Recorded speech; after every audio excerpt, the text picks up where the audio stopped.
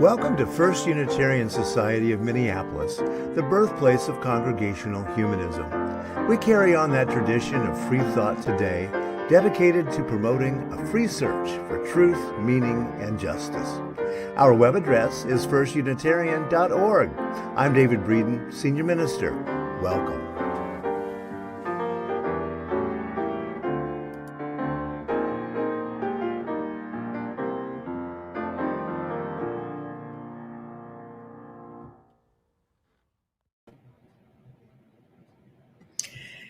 Good morning, everyone, and welcome on this sunny, beautiful day to our Earth Day Assembly for April 18th, 2021. Whether this is your first visit or you've been with us many times, we are glad you are here as a part of this gathered community. As a part of keeping our community connected, we invite everyone to make use of the chat during assembly and to stop by our Zoom coffee hour immediately after assembly. The link to coffee hour will be available in the chat, and it can also be found in your most recent emails from FUS. Please stop by this social time for as little or as long as you like, and we have a feature that allows you to choose your breakout room. If you're new to FUS or would like to find out a little bit more about how we do things, on the second Sunday of each month, we hold a Welcome to FUS session. We'd look forward to welcoming you there. Our climate justice team has worked hard to plan this special Earth Day Sunday. During assembly, we are pleased to welcome Dr. Sam Grant, Executive Director of MN350, as our guest speaker. And we have special music from Minnesota favorite singer-songwriter Sarah Thompson. During coffee hour, you're invited to join the Talk of the Talk breakout room to visit with Sam. And you can also discuss planning your vegetable garden with Diane Rouse. Then we'll take a lunch break and then invite you back at 1 o'clock for our 90-minute afternoon main event, Clean Up Our Act, Minnesota. At this event, you'll learn how to reframe the conversation about our environmental challenges. Learn about Minnesota's Clean Energy Program campaign, energy campaign from Minnesota Representative Frank Hornstein. Hear about actions we can take at the state legislature, get an update on Line 3, and more. The way to access this event is via mnearthday.com, and that a link will appear soon in the chat. I also want to mention that coming up this Thursday evening, Earth Day itself, we will have a watch party, a film screening of The Story of Plastic, and we'll put that link in the email, in the chat as well.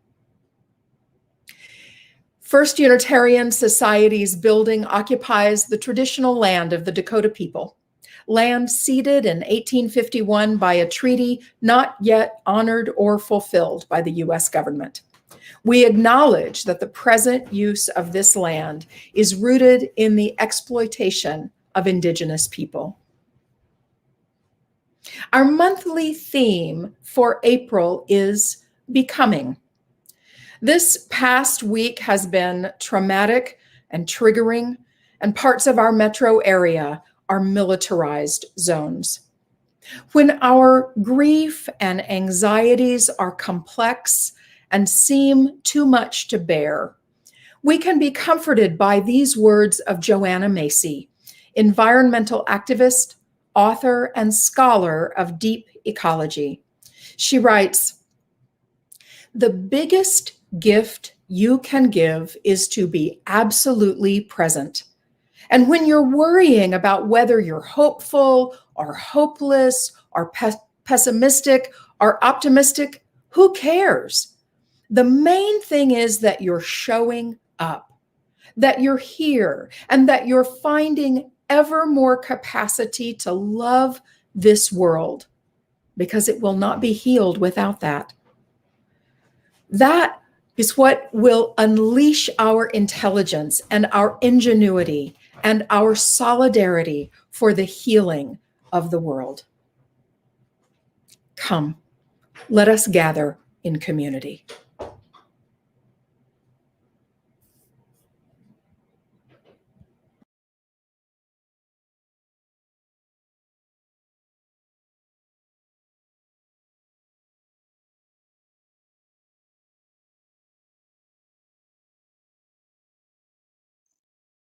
Each week when we gather, we light our chalice and share one of the 7 principles of Unitarian Universalism, or one of the aspirations of our congregation. This week we light the chalice remembering the 7th principle, respect for the interdependent web of all existence of which we are a part. Now for our congregational covenant. Love is the spirit of this place, and service its law. This is our great covenant, to dwell together in peace, to seek the truth in love, and to help one another. Good morning. I'm Allison Wyeth, Director of Religious Education for First Unitarian Society of Minneapolis. It's my pleasure to bring to you this morning our Time for All Ages. So young ones, gather round and get comfortable. As I've mentioned before, this year in RE, we've been focused on getting a deeper understanding of the UU principles, sources, and humanist commitments. That work our young folk have put in this year will be very helpful today. So friends, while you're listening to our story, I'd like you to hold in your awareness the ideas we discussed related to the 7th principle, respect for the interdependent web of all existence of which we are a part. Our story today is Pesky Plastic, an environmental story by Leticia Colon de Mejias. Sally the sea turtle takes a swim in the sea. She's looking for breakfast. Look, Sally, what's that above you? Is it a jellyfish for your breakfast? Oh no, wait. Sally, don't eat that. It's a plastic bag. Plastic can look like jellyfish to a sea turtle. Sally does not know that eating plastic will make her sick. Animals can't tell the difference between plastic and food. Sally, the sea turtle, and her friends live in oceans and on coastal beaches. They depend on people to keep the ocean, lakes, and rivers clean. Pat, the pelican, flies low over the ocean. Pat's looking for lunch. What is it Pat sees in the water? Is it a fish? Oh no, stop. Pat, that's not a fish. That is a plastic bag. Pat must be careful. Plastic can look like a fish to a pelican. Pat needs to find fish. The ocean has strong currents that carry trash to faraway places. Trash that starts out in California may end up in Hawaii. Pat must find food to survive. If Pat finds more plastic than fish, then Pat may eat plastic by mistake, just like Sally the sea turtle. Alan the albatross waits in his seaside nest for his mother to feed him. What's that, Alan? Is it a snack on the beach? No, Alan, stop. That's a plastic lighter. Plastic is not a snack. Garbage can look like food to a baby albatross. Alan lives in a nest next to the sea. He needs a place to live without garbage everywhere. His mother needs to find food to feed him. We can all help save the environment by using less plastic and being more aware of the effect we have on our surroundings. Our story today gave some worrisome examples of the way sea life is dependent upon people to make a healthy, clean environment. It also gave us guidance for how to honor our interdependence, to use less plastic, to reuse and recycle what we do use, and to consider our impact on the world around us. As humanist UUs, we know that we are interconnected and interdependent with all existence. Yes, with animals in the sea, but also with the other people around the world and in our own community who are negatively affected by climate change. We know that climate change affects communities of color and indigenous communities more negatively more of the time. And so we work to protect and restore our environment in many ways, not just for ourselves, not just for sea creatures, and not just because we recognize our interdependence with plants and animals, but also because we recognize our interconnectedness with our Black, Indigenous, and people of color family, neighbors, and friends. May we create a better world for all.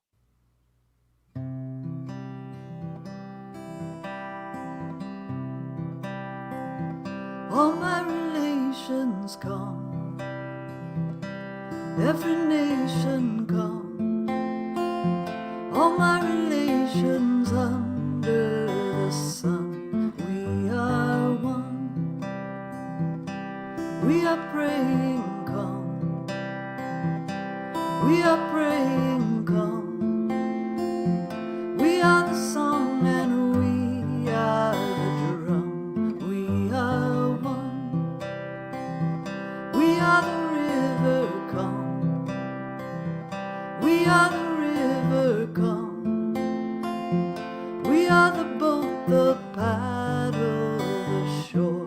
We are one. Many Wachoni sing, many Wachoni sing, many Wachoni. Water is life for everything. We are the water sing, we are the water sing, we are the water, we are where all life begins. We are the ancient ones, we are the ancient ones. In your breath and bones we sing on. We are one, we are the meadow come, we are the meadow come, we are the lark that sings, the new day has begun. We are the new day, run, run, run. We are the new day, run, run, run. We are the old and we are the young. We are one. Many Wachoni sing, many Wachoni sing, many Wachoni. Water is life for everything. We are the water sing, we are the water sing, we are the water, we are where all life begins. We are the earth and sky,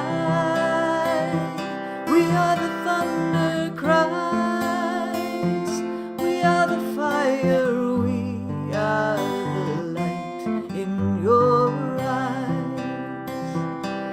We are standing strong, like a rock, like a stone, on the sacred ground we belong. We are home. Many Wachoni sing, many Wachoni sing, many Wachoni. Water is life for everything.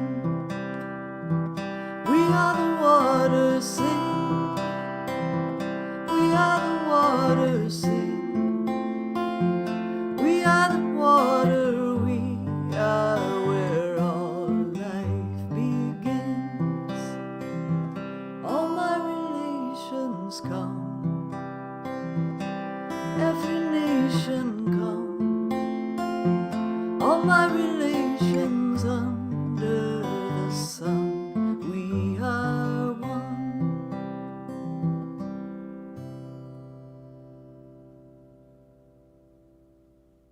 First Unitarian Society of Minneapolis survives and thrives due to the commitment of our members and friends, especially now in these uncertain pandemic days. During this stewardship season, thanks to all who have sent in their pledge forms. Your response helps us build next year's budget and the future of congregational humanism.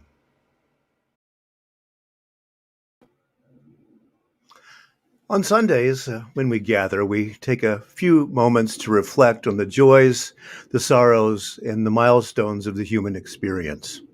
We do this so that we stay in touch with our own humanity. We do this to remind ourselves of the value of a moment of stillness. And we do this so that no one among us is alone, either in celebrating joy or in facing the burdens of life. This morning, we pause to reflect on the difficult days we now live in. As a year of lockdown begins to ease, we live in both anticipation and concern. Here in the Twin Cities area, we are on a national and a world stage at the moment with the trial for the murder of George Floyd as the carnage continues with the killing of Dante Wright in our own community, the killing of Adam Toledo in Chicago, and mass shootings across the nation. James Baldwin long ago wrote of systemic racism, quote, "It is not permissible that the authors of devastation should also be innocent. It is the innocence which constitutes the crime," end quote. Contemporary activist Angie Thomas puts it a bit more succinctly, quote, "Intentions always look better on paper than in reality," end quote. I'm working closely with the downtown senior clergy to be prepared for the verdict in the trial, and we are coordinating with clergy of color from many faith traditions. To echo our public call, which I included in the Friday update, we, the downtown senior clergy, underline our cry for justice and our condemnation of racism and white supremacy culture in the strongest terms. We call for transparency and accountability in the handling of the facts of both of these cases, and we stand in solidarity with those actively and peacefully working to dismantle the racial injustice that continues to permeate our communities. May we keep uppermost in our minds that Black lives matter. We now take a moment of silence to reflect on all the challenges and heartbreak going on in our lives and in our world. And with gratitude, we think of all those who are leading lives of justice, service, and compassion. Let us now take a moment of silence.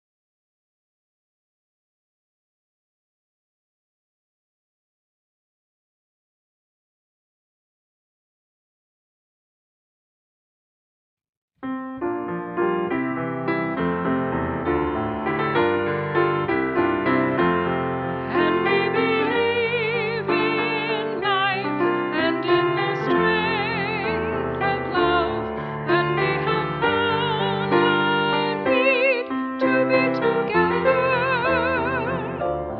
We have our hearts to give, we have our thoughts to receive, and we believe that sharing is an answer. This is God Bless the Child by Billie Holiday, dedicated to all the senseless police violence.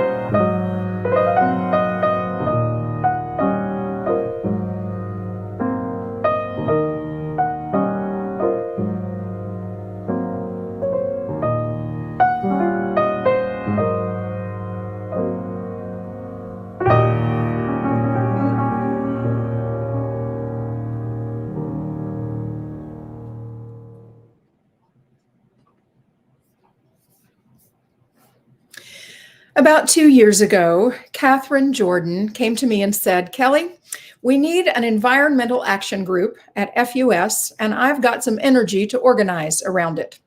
And so together we convened a group of folks that have been meeting regularly, a growing group, now also with leadership from Amy Dreyer, creatively finding ways to engage our congregation for action to save our planet.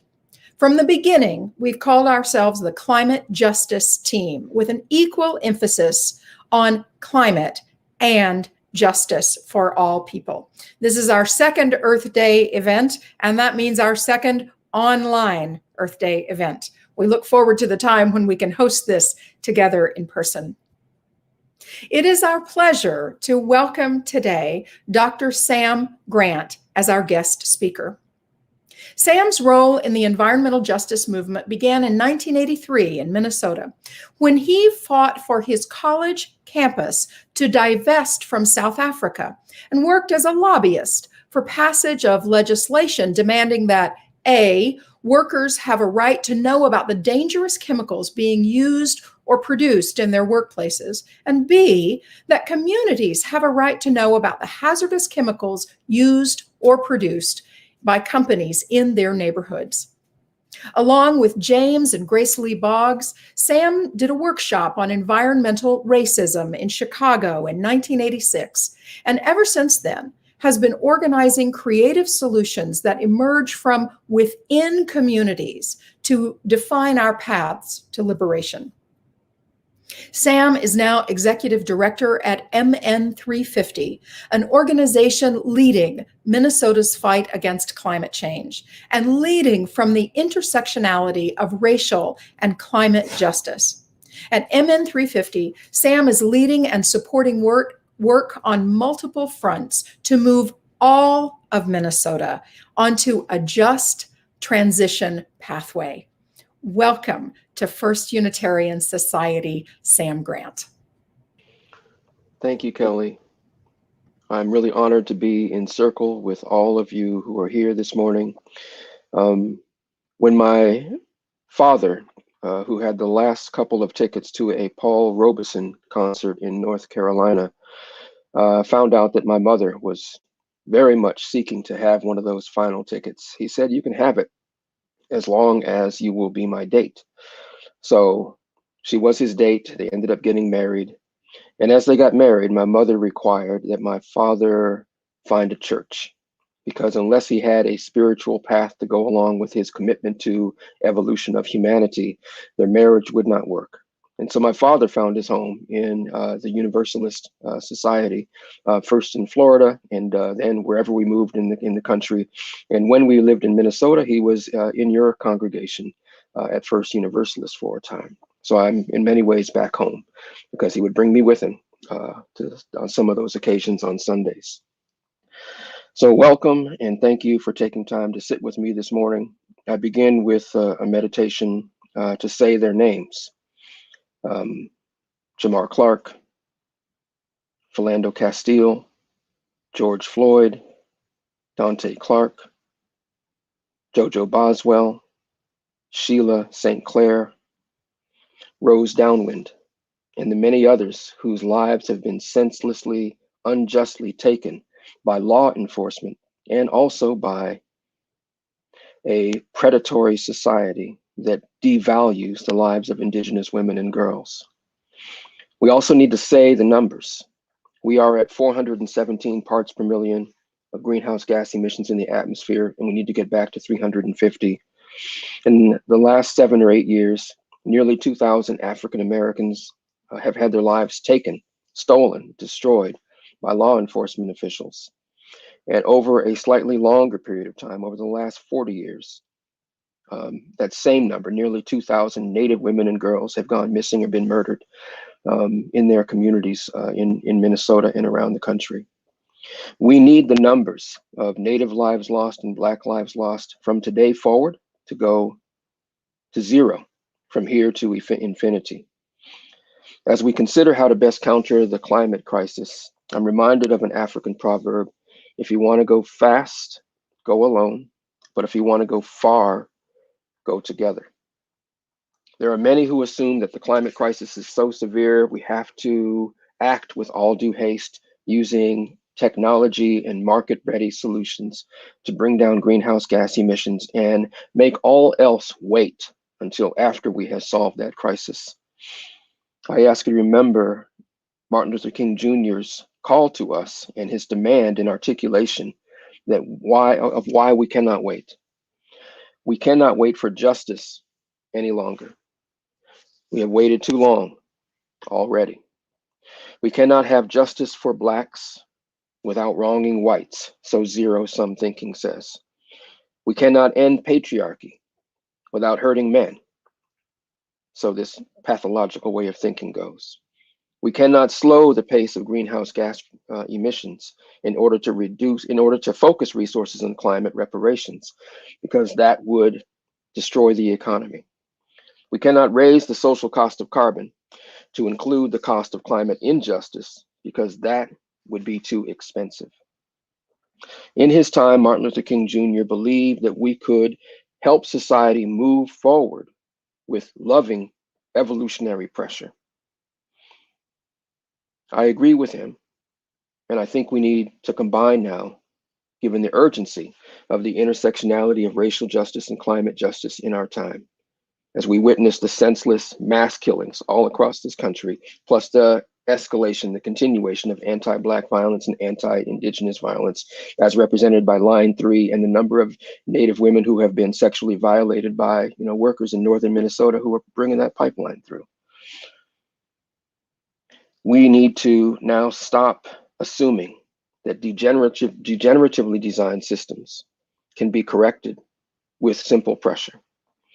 We need to open our radical imaginations, and we need to embark on the invention of new models of democracy, of markets, of science, and education that foster mutual liberation.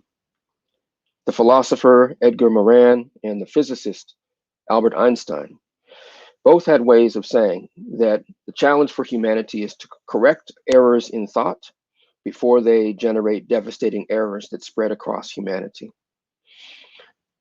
The Millennium Ecosystem Assessment in 2005, while it minimized the severity of the ecological crisis, it did succeed in recognizing that 15 of 24 core ecosystem services were in significantly degraded status, and that we were running out of room for life with our pattern in civilization.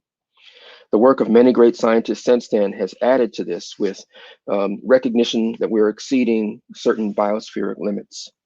We've gone over the boundaries for climate integrity, over the boundaries for biodiversity loss, over the boundaries for nitrogen and phosphorus pollution. We believe that in this climate generation of 2020 to 2050, it is mandatory to do all of the following. 1, learn to think interculturally, ecologically, democratically, and transformatively in relation to all systems and worldviews. 2, as you develop this transdisciplinary, intercultural, and integral knowledge, share it with everyone in your life and humbly invite them to share the knowledge they are developing alongside you. 3, engage everyone we know, every organization and system we are a part of in envisioning and enacting just transition pathways. 4, do not prioritize yourself. Prioritize those who are most affected by the climate crisis. 5, in order to do that, you have to begin to build enduring relationships directly with those in most affected communities, and you have to follow their leadership, which means directly investing in the dreams of the most affected communities and supporting them collectively. To secure systems change, not climate change, we need collective change, not just individual level change. We have to face intractability with revolutionary pressure, unrelenting revolutionary pressure. We have to democratize climate science and climate justice intergenerationally. We have to recognize the relationship between economy, culture, ecology, and put ecology and culture first. This means putting the basis of our shared existence and our deepest shared values first. To put our deepest shared values first, we have to struggle to develop those shared values and not assume we know them and embody them yet in the present. Vandana Shiva articulated eco-apartheid as the division of humanity from nature, of the division of humanity amongst ourselves by virtue of race, class, gender, borders, religion, and many other forms of division. And then the internalization of those forms of division inside our own mind and heart and spirit and way of being, so that we become socially reproductive of a divisive world instead of a mutual world. My great friend and ancestor now, the poet Kirk Washington Jr., often started his living room gatherings in North Minneapolis by saying, "We already know how to be divided. What I need to know, what we need to know, is how can we really come together?"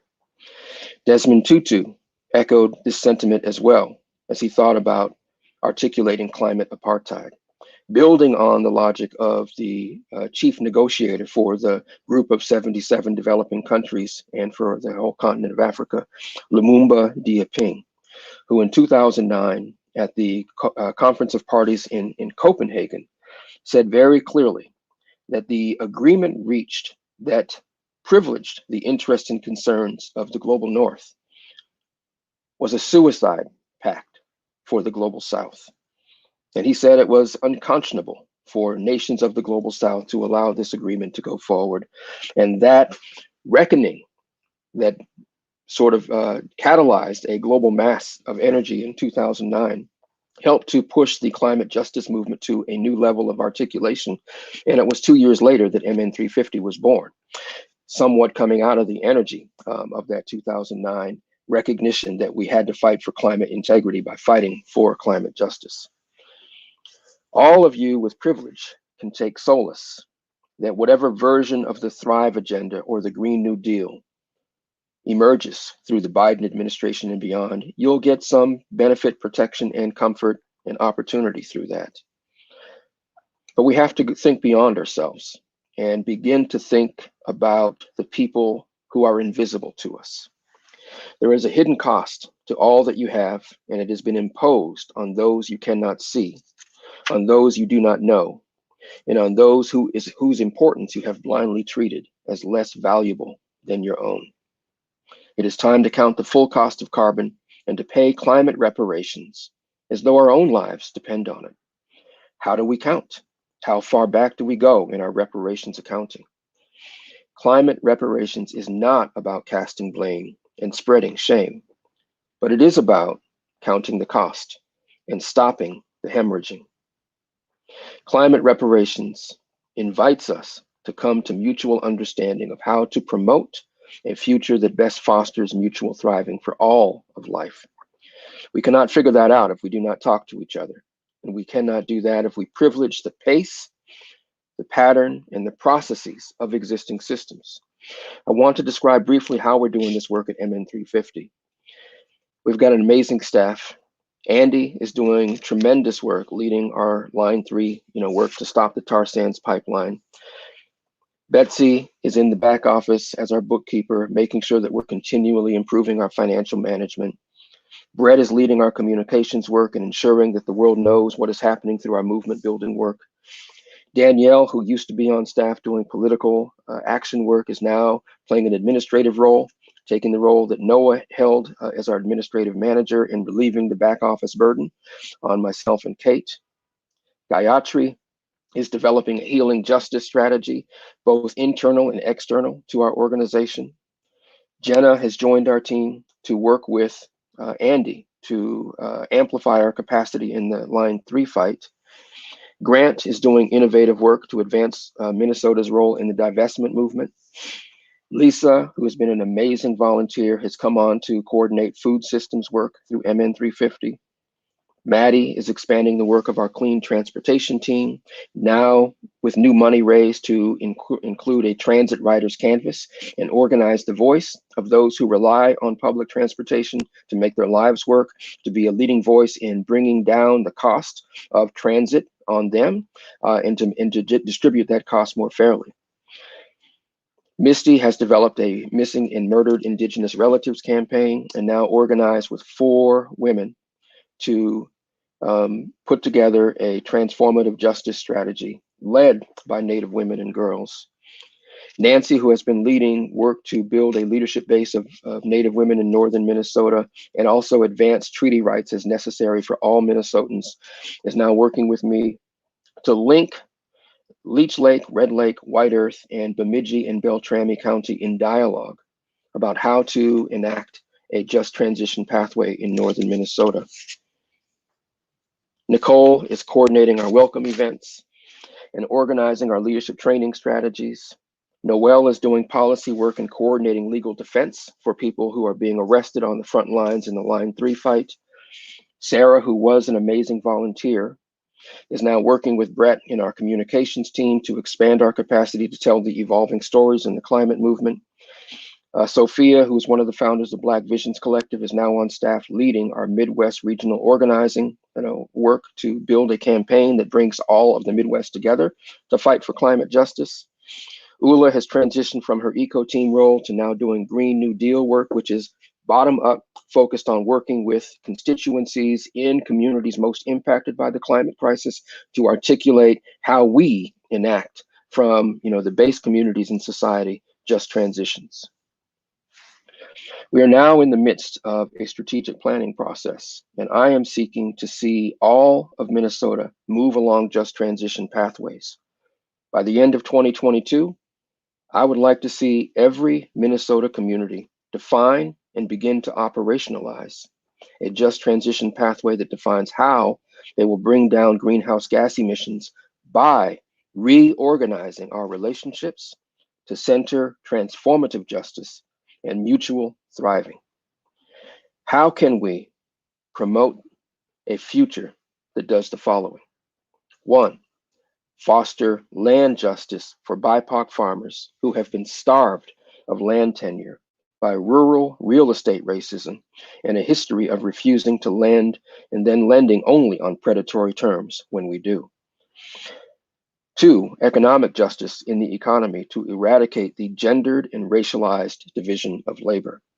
Throughout all of Minnesota history, the unemployment rate for Blacks and Indians has always been minimally double the unemployment rate for whites, and the poverty rate has always minimally been 3 times or more the poverty rate for whites. 3, educational justice by transforming our educational system to teach all histories so that we can actually think on mutual terms. Our educational system fails to help us think on mutual terms in its current form. Ecological justice by ensuring that all human behavior honors the well-being of all life and that we actively repair our relations in order to advance climate integrity. Environmental justice to ensure that development no longer means advancing well-being, even luxury, in some places at the direct and indirect expense of life and well-being in other places deemed throwaway places full of throwaway people. Treaty justice by honoring all treaties and committing to accept obligations to conciliation with Native nations and people here and everywhere. And I use the word conciliation rather than reconciliation because we have not yet begun to practice good human relations. Gender justice, so that there is never again acceptance that men ought to be allowed to lead, to have power and control over women's bodies and choices anywhere in world ecology. Transgender justice, so that we no longer accept blinding binaries that distort the complexity of who we are, how we live, who and how we love. The human rights paradigm brought many of us to believe in a future without war and with common prosperity. Why didn't it work already? And why won't it work in the future? We are not only related to each other through our nations and through the global marketplace of financial flows and ideas, we are related to each other in a much deeper way. To relate through nations and markets is transactional. It is time to transform our relationships by honoring each other from a deeper place within ourselves. As the shack dwellers movement in South Africa, Abhalali Basin Jondolo calls us to a revolutionary Ubuntu, and as James and Grace Lee Boggs called us to a revolution in values, it is time to go beyond merely recognizing others as having rights merely rhetorically. It is time to join with the Aboriginal artist and social worker Lila Watson, as she said, if you've come here to help me, go away. But if you've come here because you recognize your liberation is inextricably bound with mine, then let's get to work. On what basis does a human being come to understand himself as a relative to all of life? It only comes through living in such a way. Indigenous people and traditional cultures live this way. The rest of us are increasingly individualized and isolated, especially during this pandemic. Minnesota has a long history of being among the worst places to live if you are Black and Indigenous. The home ownership rate for whites is 75%. That for Blacks is 27%. For African immigrants, it's even lower at 23%. The unemployment is always higher for Blacks and Indigenous people. The incarceration rate is like 27-1. Our lives are cut short by environmental injustice, which manifests through health disparities, which emerge through structural racism. We are living through a time of police murder, mass shootings, political intractability, and the justification of containment and detainment strategies is part of a necessary national defense strategy. So we think it to be necessary.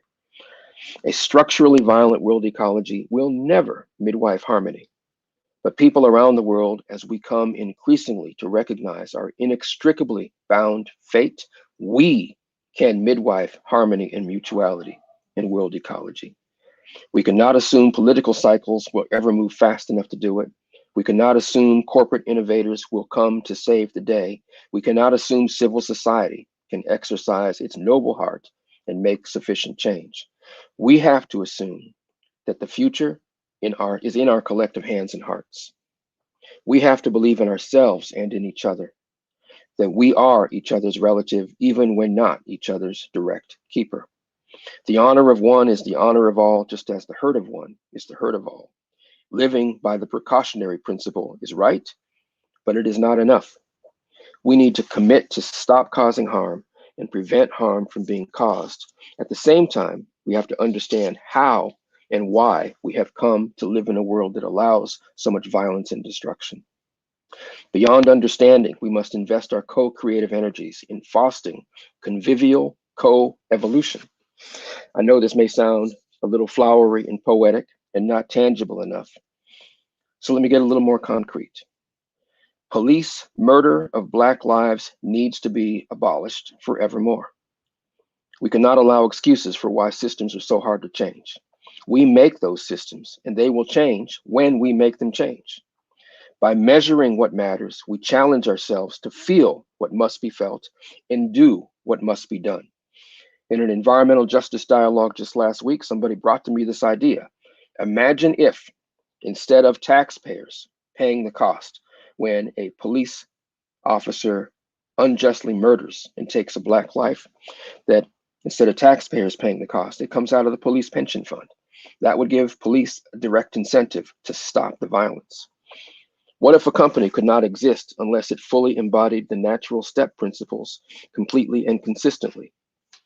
The natural step principles say that a sustainable society means that nature is not subject to increases in concentrations of substances from the Earth's crust, concentrations of substances produced by society, degradation of nature by physical means in that society, and that people are not subject to conditions that systematically undermine their capacity to meet their needs. This brilliant framework includes 5 steps. What it doesn't include is the necessity of a transformation of our worldview together. What is missing is the direct, democratic, and intercultural engagement of those most affected by the crises. We will not solve the climate crisis with experts in the lead. We will only solve the climate crisis with an integral, intercultural, ecological democracy at all scales with most impacted communities in the lead. If we imagine if we are organized so that the economy went to zero waste, zero carbon sourcing, zero imperialism, and zero colonialism. Imagine if the forests of Minnesota, the soils of Minnesota, the prairies of Minnesota, and the wetlands of Minnesota were all restored to their full ecological integrity, and that our commitment to protect our natural resource heritage incorporated both ecological and environmental justice rather than colonialism and white supremacy. Imagine if we took the next 6 months to do a thorough participatory assessment of all our systems and diagnosed every pattern that lacked climate justice integrity. Imagine that we then took what we learned through this process and operationalized just transition pathways for every single Minnesota community, every single Minnesota family, every single Minnesota region. Imagine that we invited the whole world to then join us in this work. What would be possible that's not possible now by 2030? What have we not yet imagined and enacted? From where I sit or stand, I do not see sufficient climate justice ambition. To be radical simply means to focus on what matters as though it really matters. It is time to be radical. The radical path is the path that braids racial justice as climate justice, and therefore braids climate integrity with human relational integrity. I'm not asking or demanding that you join me here. My hand is on my heart and on yours. I feel a better us, a greater us, ready and willing to emerge. I call us to our greater mutual selves. It is time to end eco-apartheid and cooperatively midwife an intercultural ecological democracy at all scales. I'm not asking you to jump into this with me without me taking my own risks. I am actively innovating through MN350 to do many things to bring alive a future worth having for all of life. And I simply can't get there without your loving and brave and co-creative energy and full commitment. And we can't get there unless we each commit to bring everyone we know and everyone we come to know along with us in this movement, the movement of our lives in this climate generation. And I thank you very much for your time. Oh, Sam. Oh, wow. Thank you. Thank you for giving us this frame as we imagine our ambition for radical change for climate justice, for land justice for BIPOC farmers, economic justice, educational justice, ecological, environmental, treaty justice, gender justice, transgender justice. You really showed us how all of these things come together to change this worldview that has caused so much devastation and destruction and loss of life. Thank you. Thank you. Connecting our deepest values and the planet's deepest need is a lifetime of work, and it's worthy work as you call us for just transition pathways. We're so glad that you will be with us for the Talk of the Talk breakout room during our coffee hour. And I want to remind everyone that our Clean Up Our Act MN event begins at 1 p.m. and you can watch it at mnearthday.com. You don't have to register or sign up. It'll be streamed live there, and that link has been put in the chat. And then on Thursday, April 22nd, Earth Day itself at 6 p.m., join our watch party for the story of plastic. Thank you to all the FUS Climate Justice team for your work in bringing today together. You call us to action. You give us specific actions to take, and you give us hope.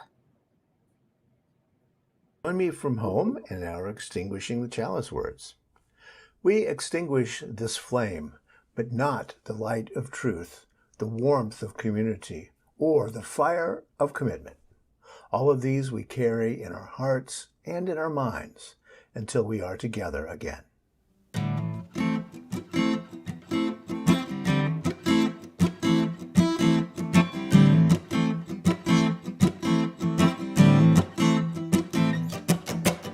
We don't want your sulfide mind. 20 years here, then you leave it behind. We don't want your acid brine seeping in the river. river's noxious wine. Short-term job creation, long-term devastation. Don't want your pollution crime. We don't want your mind. We don't want your mind. We don't want your mind. We don't want your mind. We don't want your company wish. Pretty plants served on a copper dish. What do we have when you finish? Messed up rice and poisoned fish. Pocket profit and you're gone first class. We get a toxic drinking glass. Bottom line's a dollar sign. We don't want your mind. We don't want your mind.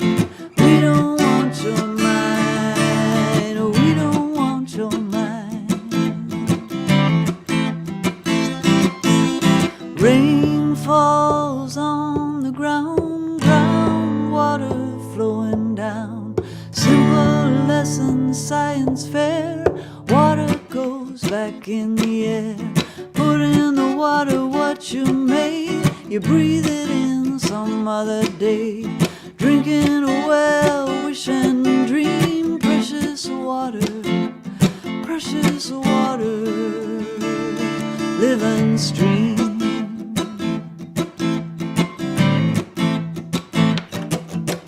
We don't want your careless plan creeping in this forest land. Clean water we demand. We don't want your helping hand, your economic contribution. Don't want your noise pollution in our ancient pine. We don't want your mind. We don't want your mind. We don't want your mind. We don't want your mind. Rain falls on the ground, groundwater flowing down. Simple lesson, science fair. Water goes back in the air. Put in the water what you made. Breathe it in some other day. Drinking a well, wish and dream. Precious water, living stream.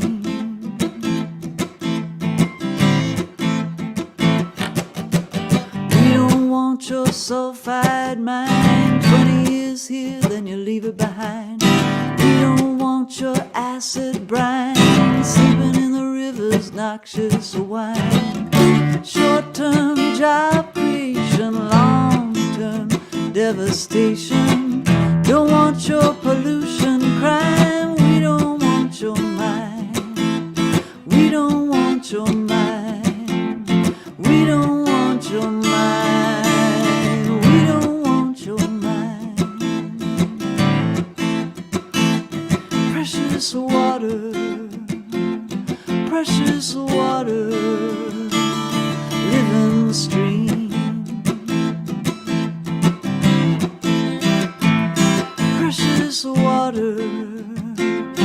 Precious water, living stream.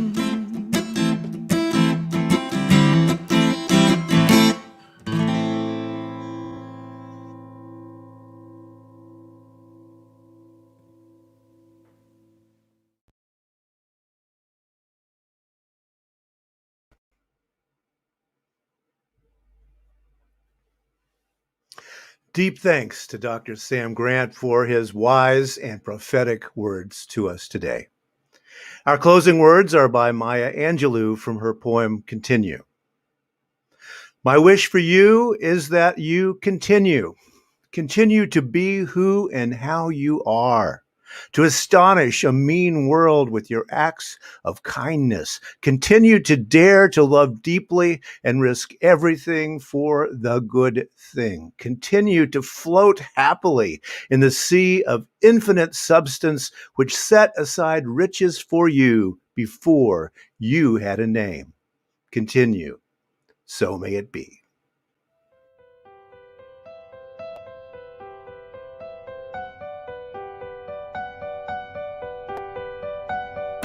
Thanks for listening. You can find much more about humanism and what's happening at First Unitarian Society in Minneapolis by visiting our website at firstunitarian.org.